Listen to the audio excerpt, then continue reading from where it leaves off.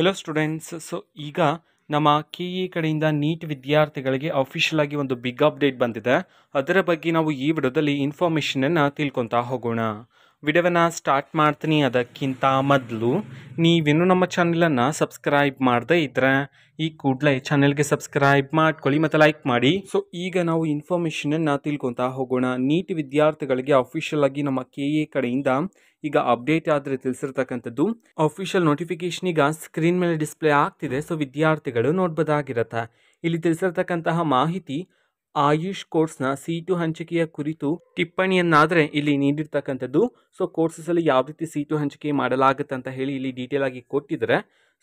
ನಮ್ಮ K E ಕಡೆಯಿಂದ ತಿಳಿಸಿರ್ತಕ್ಕಂತಹ ಈ ಒಂದು ಟಿಪ್ಪಣಿಯನ್ನು ನಾವು ಈಗಾಗಲೇ ಟೆಲಿಗ್ರಾಮ್ ಚಾನಲಲ್ಲಿ ಅಪ್ಲೋಡ್ ಮಾಡಲಾಗಿದೆ.